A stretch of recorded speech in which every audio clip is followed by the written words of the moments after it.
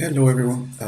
Today I'm going to study a little bit of theory. I'm using the book Chess Structures by Mauricio Flores. He's now a GM. He used to be an IM.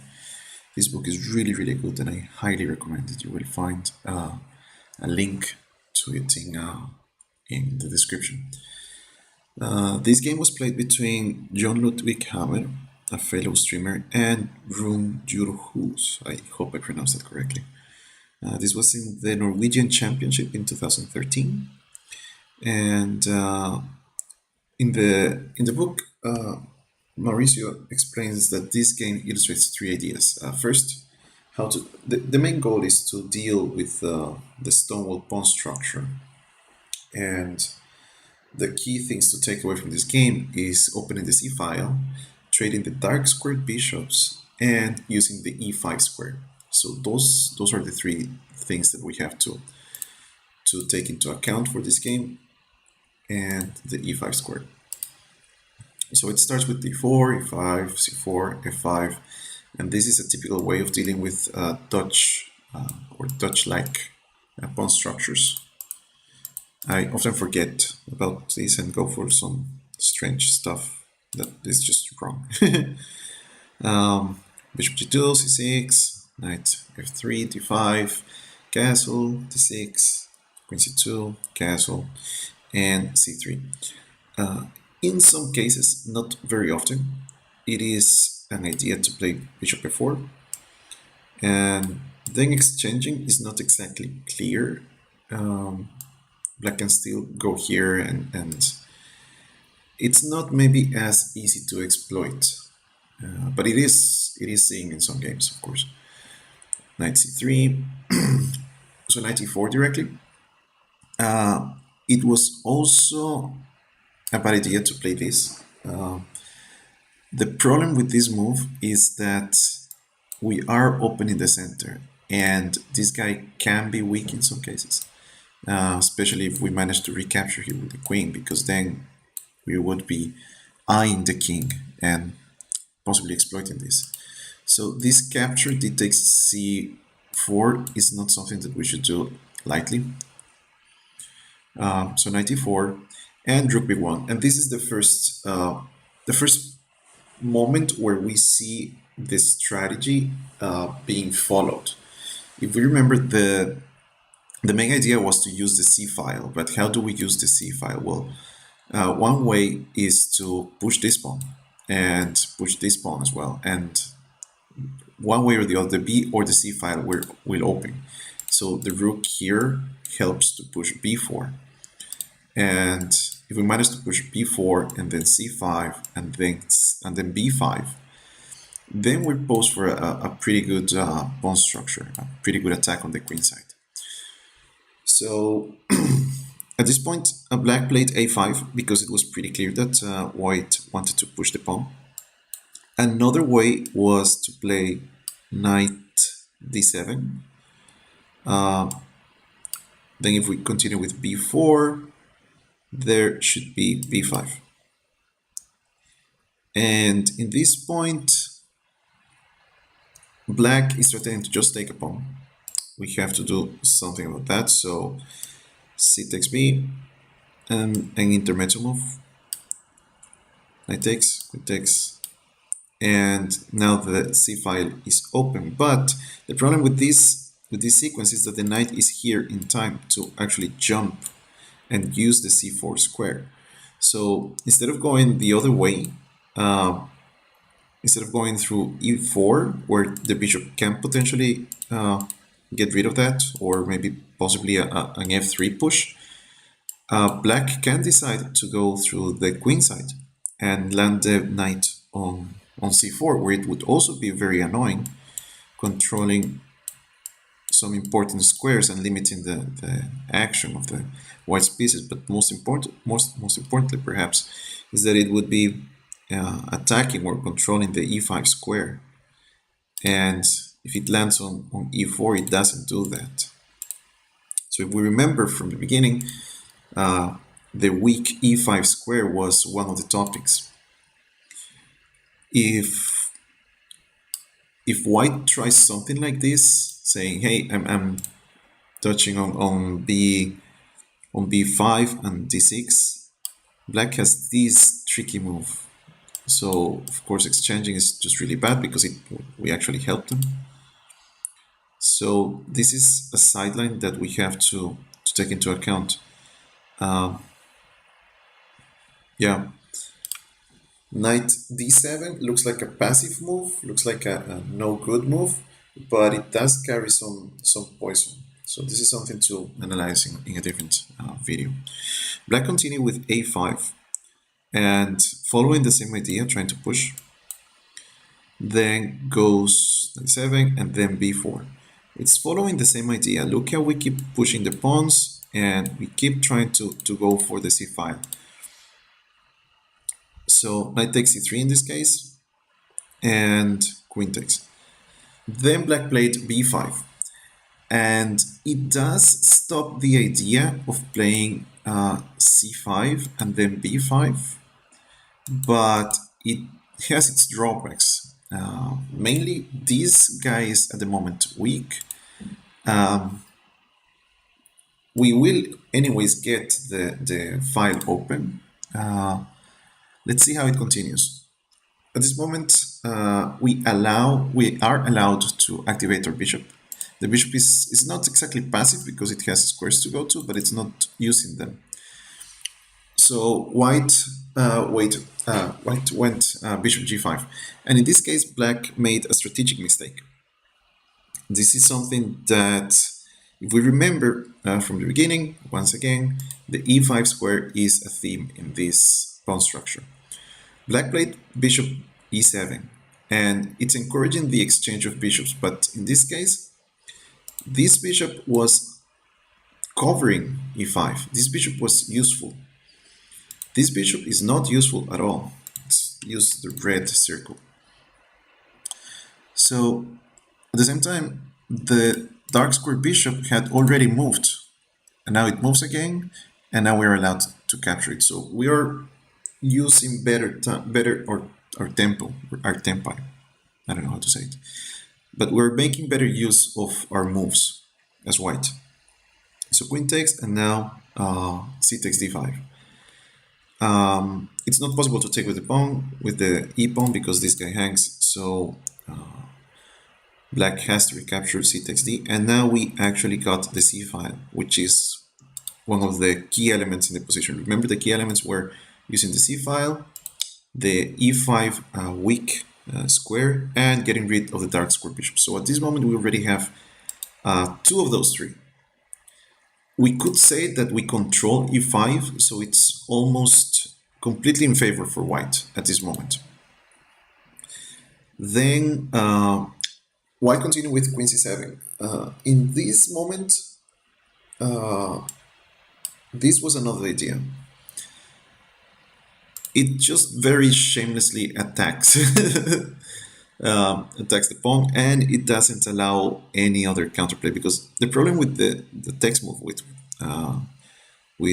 white's move is that at this moment it allows queen d8, and the queen has to reroute. Let's say whatever happens, something like this, and the same move as from before makes an appearance, and now this queen is more active than before. Exchanges work in black's favor because, again, this is the same theme. So it was just a slight inaccuracy, nothing really critical, because white can also just go back and say, hey, nothing happened, let's do it again. But in this moment, black misses that chance and goes for, let's say, active play, which is understandable because black's pieces are a little passive, they're way back, but this doesn't really help. Now we actually make use of the e5 square. The knight cannot take, of course, because the queen will be hanging, and at this moment this move is not possible because we have knight c6. So something to be mindful about. Activating the last piece that had to develop, the f rook. Exchanging queens. possibly doesn't help. In this case, we see that black got rid of the e5 square weakness, but at the same time, this pawn is weak. It has to be defended. It's a backward pawn, and this pawn is a backward pawn as well, backward isolated pawn. So black has two weaknesses. And in chess, we often say that you need two weaknesses to win. So this, on the other hand, cannot be seen as a weakness because it cannot be attacked. That's a key element, something that took me a while to learn. It's not a weakness unless you can attack it. Why is this a weakness? Well, you can already attack it. And why is this a weakness? You can also attack it multiple times. So rook d8, maybe hoping to create some counterplay around this open file. e3, bishop d7, and bishop f1. Now, this is a threat. White is threatening to take on d7.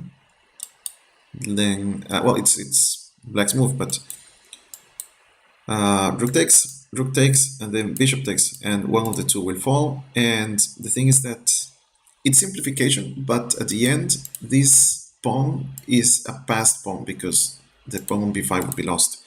And it's a passed pawn protected by the rook, so it's trouble. That would be a big thing. So rook a8, trying to defend, going back. At this point, rook c8. I mean, it's natural because the idea is to double our rooks on the 7th rank, where this guy would be in big trouble and these pawns would be in big trouble. But there was another way to deal with this, and that was just rook c5. Going for the pawn again, not terribly advanced. Nothing, no magic here, no deep calculation, just plain and simple this. And after defending, just step aside and bring the other rook up. And then this guy is in trouble. We could even maybe go for this, and 3 pieces attacking the pawn, it's gonna die. This guy is dead. So rook b7, this allowed some, not counterplay, this isn't counterplay, but maybe a slightly less worse position, less bad position. Now there is a bit of work to do. So bishop b6, eyeing everything, couldn't take directly, of course, because the bishop takes, and this would actually be lost for white. So rook c8, and now we can capture. And this is already lost. This is lost because this pawn is too advanced, which means this rook will be tied to defending the promotion square. And the rook is so active that the 7th rank is basically owned. So the king is also tied to defending pawns, and that gives freedom for white to just maneuver and outplay the position. Rook c1, g2. This rook has to stay in this file right now. The plan is very simple. Just push the rook as far as you can, then push the pawn as far as you can, and then the rook can never leave the file. The open rank, sorry. Not the file, yeah. Okay, so bishop e8. Now this highlights that the king has to stay and protect these pawns. White could potentially exchange one pawn for 2 pawns here. It probably would be trickier to promote this pawn, the h pawn, but I mean, there are maneuvers around this, and potentially something else can be done. So h4, and just pushing, check, check, and now h5. And this is a nice move because now this pawn can never move. We could just give a check and then capture, and then that's another passed pawn. So king e7, b7, and now there's a theme where in a position similar to this, if we move the rook to g8, for example, we are still protecting the promotion square, and black cannot capture the rook because we can take with check and then skewer the rook. So that's why this rook has to stay protecting, and this king can never come too close to the pawn. So this is complete domination. King f7 and f4. Here, black resigned. The idea is pretty clear, and we can illustrate it in this way. Remember that the rook can never leave this file. That's very important in this endgame. So it doesn't really matter where it moves. The idea is that white will be able to push the pawn, the f pawn. And if black doesn't capture, let's say black plays something like this, then we can give a check. And then we land in this situation where we can give a check, and no matter where it moves, we promote. And this is, of course, completely winning. And we can still manage to push the e-pawn after we have cleared the way and go to that situation where we can skewer the rook. So that's basically why black resigned here. And I want to go back to the ideas behind this game. Using the C file, which we can see taking effect around here. Using the C file, trading the dark square bishops, so there is less control over the E5 square, and eventually making use of the E5 square. It's not great if we can't make use of this square. Yeah, we probably can say we own the E5 square. It's completely under control, but for some reason we couldn't place a piece there. It doesn't really help us. So that's it for this video. I hope you enjoyed it. I hope you learned something. This is specific to this pawn structure, the Stonewall pawn structure. It can be seen arising from a Dutch opening, for example. I'll try to post more videos about different pawn structures. This book is amazing. Let me show you. This is the book, Chess Structures, a Grandmaster Guide. Highly recommended. I am enjoying it a lot. See you soon. Please remember to follow me on Twitch, where I play live games on chess.com. And we usually have a lot of fun. We solve tactics, we play tournaments, we struggle to win tournaments, but it's usually a lot of fun. Take care and bye.